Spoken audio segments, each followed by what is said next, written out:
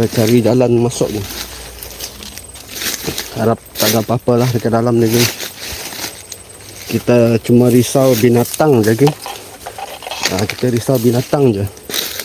Ni dulu jalan ni cantik geng. Masih senang naik jalan. Sekarang ni dah susah naik jalan lah. Tengok jalan dia ada semak-semak geng dalam ni. Dulu depan ni dia ada jalan nak masuk pergi dalam tu.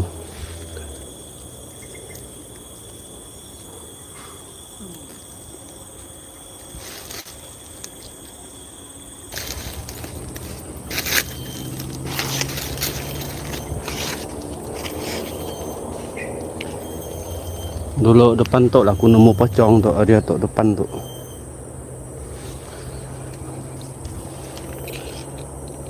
Dah jauh dah.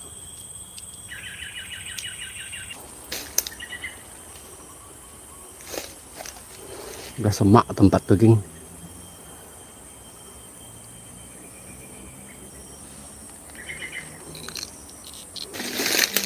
Tak apa lah geng, kita jalan santai-santai je geng.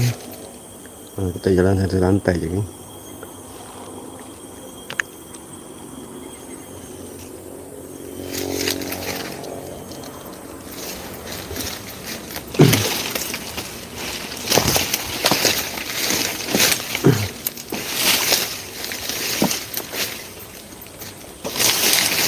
Kita pasal jatuhkan kayu ni geng. Macam ni senang aku nak jalan. Aku tak ada bawa apa parang untuk pemotong dia. Aku tak ada bawa tu geng.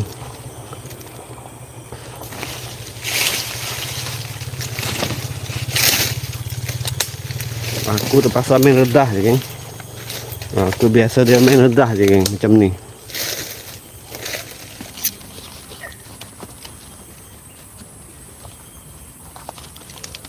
Hutan tu luas sebenarnya. Dia sampai ujung pun bah. Kita nanggar dari map lah. Kita nanggar dari map lah. Panjang tu hutan tu. Itu ujung tu.